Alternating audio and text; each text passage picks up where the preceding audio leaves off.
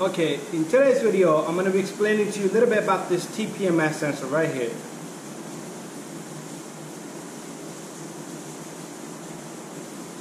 So, the customer, this is my friend's car, it was a Kia. He couldn't open the valve on the TPMS sensor. This car does have a sensor inside this rim, so the sensor is not cheap. It's almost like a close to $200 job, a little bit under, but he couldn't get the little cap on the valve open. So he decided to take a little needle nose plier and he grabbed it and turned it and he snapped it. So I'm going to take this camera and show you. So if you have sensors, if you don't know about it, if you got metal valve, do not use the plier to turn the cap, right? With the cap, if you have a metal cap or if you buy one of those fancy caps, they're metal, you put them on, over time they're going to seize. Metal to metal is going to seize. Plastic doesn't bind up that much, but it will get tight, but it will still come off, okay? But metal, if it becomes that yours doesn't want to come out, just take a little file, just file it a little bit and try to rip it open all around it and that's the only way to get it off, alright? I've seen people come to me, bam, $200. Now they wonder why. Plus this tire needs fixing, so we don't know if he has a nail or why he has it, so what can we do, alright? So we're going to replace the TPMS sensor on this car today, alright? We're going to use a programming tool to program the sensor. We're going to give it the same ID to the new one. It's going to be very simple, alright? So, let's do this. We're going to take this tire off and we're going to get to the bottom of the sensor and we're going to dismount the sensor, alright? But let me take my camera and let me show you. You should never do this, alright? Never take this and turn it, alright? Okay, so there's the TPMS sensor, right? Some are plastic valves also, right? They be longer. It'll have a longer valve on the top. Thread will be longer. But anyway, there's the damaged TPMS sensor right there, right? So what he did was took this needle nose and he turned it, not needle nose, a plier, and he turned it and he just ripped it all apart, all right? Thinking that it was turning, he was just ripping the whole thing apart. Gonna cost him almost close to $200, but a little bit less. But it is what we gotta do. So let's dismount this tire and continue the job. Okay, I got the machine hooked up to this, so what I'm about to do is I'm about to break the bead, alright? Another thing is you do not want to break the bead right next to the neck of the tire sensor, alright? My machine is a little weird, so bear with me, alright? But it works like a magic, alright? And here it goes.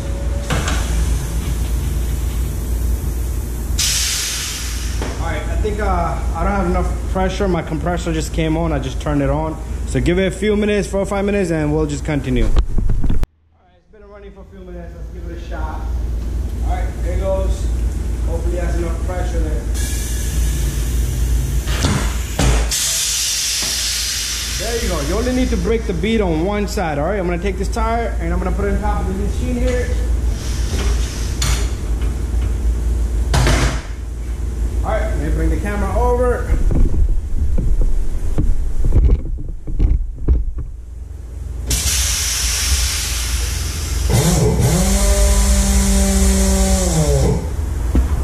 So right in there, we got the sensor right there, guys, alright? So, here's the sensor that I have here. Alright, this sensor has frequency. It has like multiple frequencies, so you don't need to worry about it. It's a smart sensor. It does have these little ports for me to program it, alright? I do have a scan tool to program that with, alright? So pretty much what we're gonna do is we're gonna take off this valve here. We're gonna probably need a 10 or 11 millimeter. Okay, if you have a deep socket, that will work really good, but here goes nothing. We need to turn it counterclockwise. Sometimes even these metal valves here, they get jammed up. So if you can get help from somebody, just have somebody push this bead down for you. Don't let the sensor drop, because if you let it drop, forget about it. You're gonna have to dismount the rest of the tire.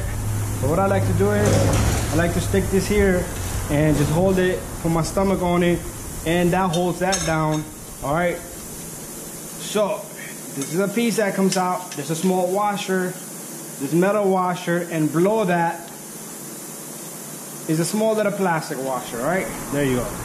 And the sensor just comes down. Alright, this one might be a trouble because I see there's no space down below. Okay, I got it. Ah. Alright, there it is. if you ever come across that your valve is leaking air from here, this little seal is probably corroded, salt, dirt, debris in here, right? You're gonna have to take it out, clean it. You can even buy the seal for like 10-15 bucks, replace it. But a lot of the times, this little guy right here seizes up so bad, no matter what you do, just like he snapped the valve, you'll snap the whole sensor, right? So it's always to be careful. And these are changeable. You see the sensor, you can change the sensor. If you have a valve, metal valve, you could replace this sensor, right? Okay, I came down with the box. This box was sitting up there collecting dust. It's very old. I do have a lot of valves and stems in here. Let's see if I can find something that would match to that. You see these seals? You can buy these seals as a pack, all right? But I do not have a sensor. I do not have a sensor that's gonna work with that. All right, so what we're gonna do is we're gonna replace the whole sensor, all right? Okay, better yet, you can even take this off and put it onto that, all right? So this is my friend's car. I'm gonna try to save him a little bit of cash. So still gonna cost him about like 100 something, because I do need to charge him for all the diagnostics, and I gotta reset the light. I'll probably charge him about 70 to 80 bucks, even though I lose the sensor, but that's reusable. All right, so let's get this cracking.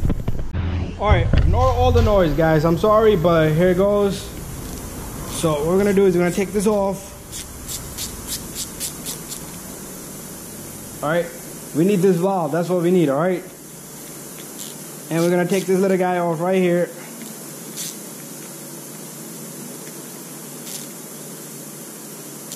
A lot of times the battery will go out on these sensors, so be careful.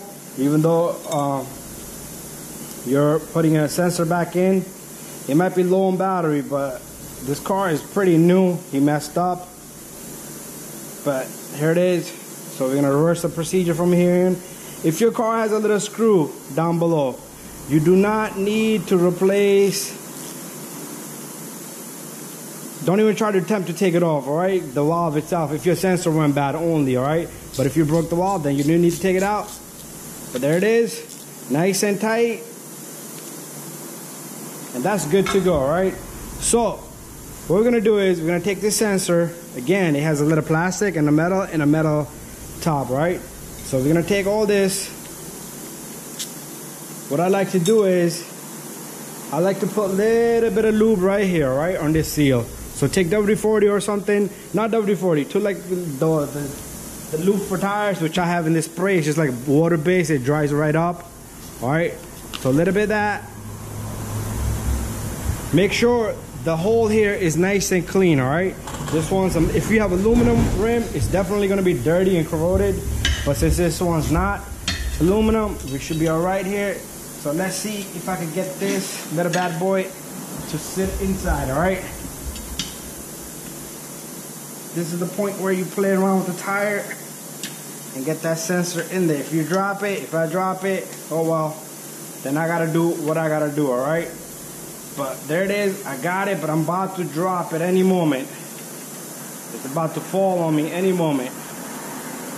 One thing you do not want to do is you do not want to damage the sensor, all right? All right, so there we have it.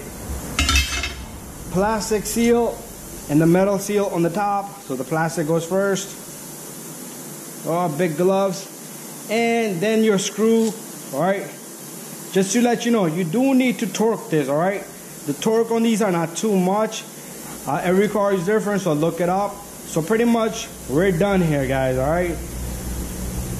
Bada bing, bada boom. All we need to do is, I'm gonna snug this, and then I am gonna torque this after a little while, because we do need to, I need a deeper socket, so I need to find another socket.